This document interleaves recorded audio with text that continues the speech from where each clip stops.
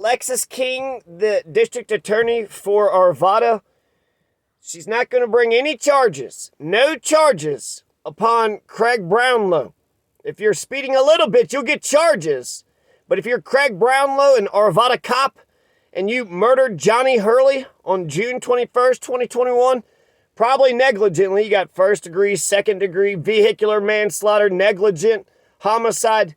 But we'll actually never know for sure because we, the Colorado public, don't get a public jury trial to adjudicate this thing. Instead, what do we get? We don't get transparency. We get backdoor shenanigans. The entire system is going to cover up a murder. The bullets that Kraig Brownlow fired that came out of his cop gun that the public paid for ended Johnny Hurley's life. Johnny Hurley was a good Samaritan from Arvada. What did the good Samaritan from Arvada do? He was shot and killed when he stood up and he stopped an active shooter when the cops, including Kraig Brownlow, were too afraid to do so. Kraig Brownlow was scared. One of the cops in the office where he was at didn't have body armor on, and Kraig Brownlow thought that if he would engage with Ronald Troike would start shooting at him. So what did Kraig Brownlow do instead? Instead, he let Johnny Hurley take care of the situation while he kept his head down, hiding in the police station with the other boys in blue cowering next to each other. So what happened? Ronald Troike, some guy, just flipped out. He wrote a suicide note saying he was going to take out as many cops as he could. He was walking around Old Town Arvada. He shot and killed one police officer, Gordon Beasley, R.I.P. Gordon Beasley, by shotgun, I think. Ronald Troike ambushed and killed the Arvada cop, Gordon Beasley. And then Ronald Troike was walking around, shooting, rounds into Denver's suburbs' busy dining and shopping district. He shot several cop car windows out, too. For a minute or two, nobody did anything. And while Kraig Brownlow, the Arvada killer cop, was hiding in the police station with the other cops, Johnny Hurley, a carry-concealed permit gun owner, went out and killed Ronald Troike. Johnny Hurley stepped up like a good man that he was, and he stopped evil cold in its tracks. Kraig Brownlow was too scared, though. He was too frightened to confront the murderer, the active gunman, the bad guy with the gun. Kraig Brownlow was too afraid of that guy. But a good guy with the gun who just saved the day, who just neutralized the threat, well, that's a guy that Kraig Brownlow can engage with. That's a guy that Kraig Brownlow was able to murder. And after the good guy with the gun, the good Samaritan of Arvada, was murdered, nobody shot the murderer. Instead, the murderer, Kraig Brownlow, walked away scot-free. So nobody did to Kraig Brownlow what Kraig Brownlow did to Johnny Hurley. Ex-Lax Alexis King wrote this: the officer here had objectively reasonable grounds to believe, and did believe, he and others were in imminent danger of being killed that day. Thus, the officer's decision to shoot John Hurley was legally justified despite his heroic actions that day. Legally justified? Legally justified. That means not justified, right? He did believe it, and there's objectively reasonable grounds to believe that he believed it.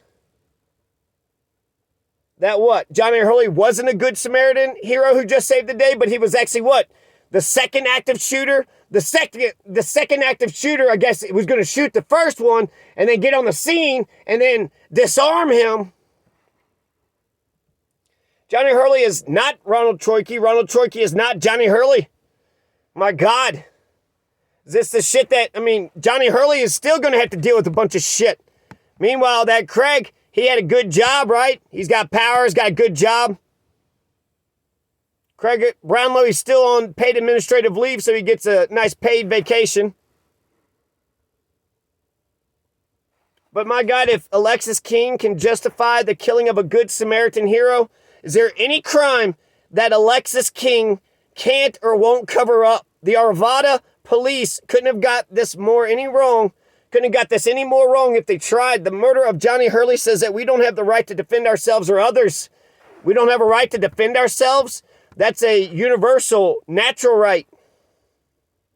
The slaying of Johnny Hurley should traumatize any good person. If you're a Colorado citizen and you stand up for what's right and good, then you'll be murdered Fucking shit, that's the opposite. Back in the Wild West, if there was a felon that was running around, everybody had to stop But instead, basically, you see bad, fucking duck, run away.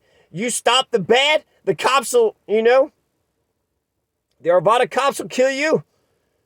3 officers, including Kraig Brownlow, heard the noise of the gunfire from their Community Outreach, Resource, and Enforcement Unit office on the town square, but they were not sure what the noise was.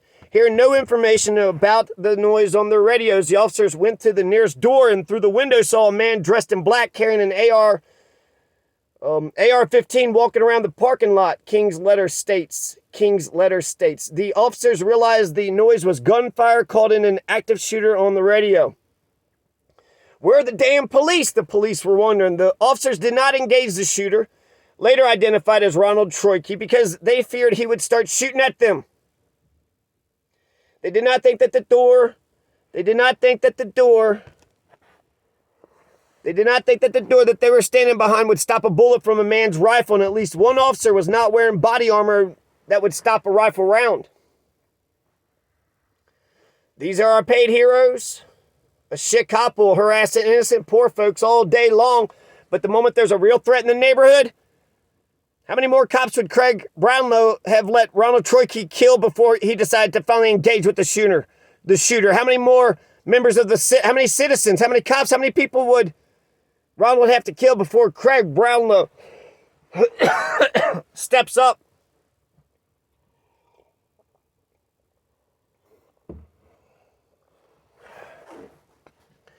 The gunfire that Brownlow heard was Hurley shooting and killing Troike. Johnny Hurley rushed out of the Arvada Army Navy surplus store where he had been shopping and used his legally concealed handgun to kill Troike at 1:36 p.m. Hurley, wearing a red shirt, then stepped into Brownlow's view holding Troike's rifle and his handgun. According to King's letter, Brownlow saw Hurley manipulating the rifle and at 1:37 p.m. fired 3 rounds, striking Hurley. A paramedic with the Jefferson County SWAT team started rendering aid to Hurley at 1:44 p.m., 7 minutes after he was shot.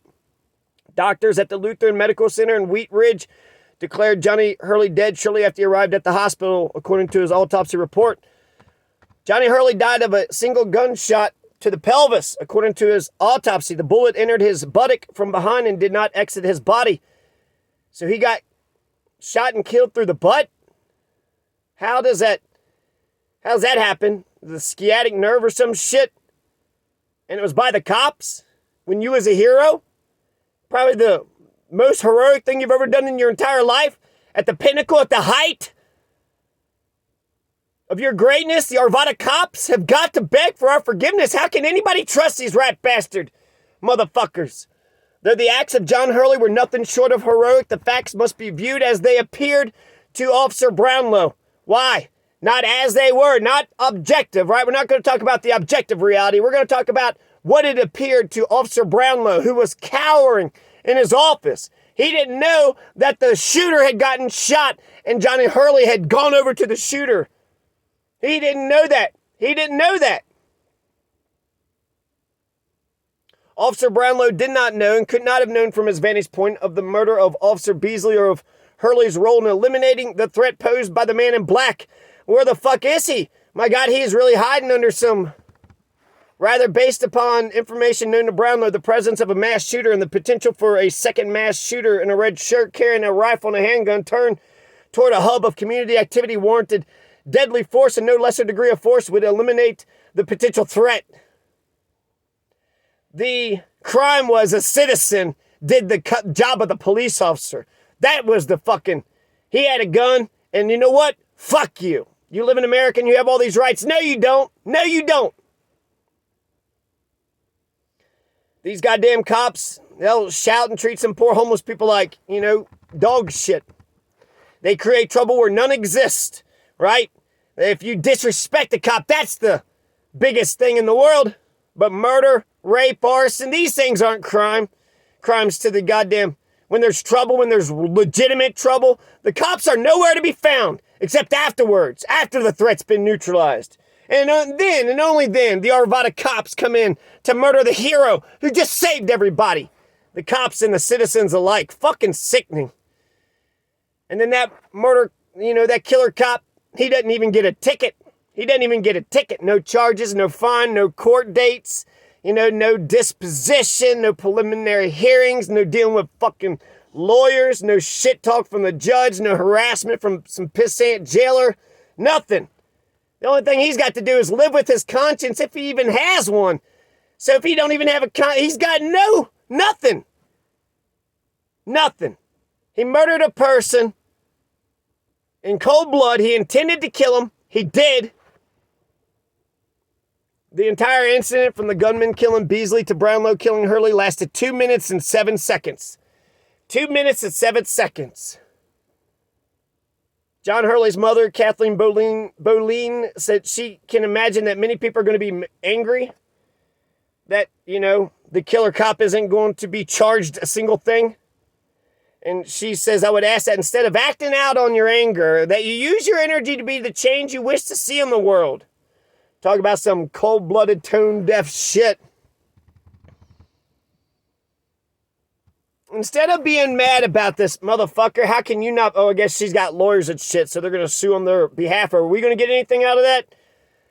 Like I said, anybody that lives in Arvada, I live in Colorado, and I'm traumatized by this damn thing. There's one, police... There's a lot of things where... It happens over and over again. What was that? McLean? You had Elijah McLean. You had Isaiah Brown.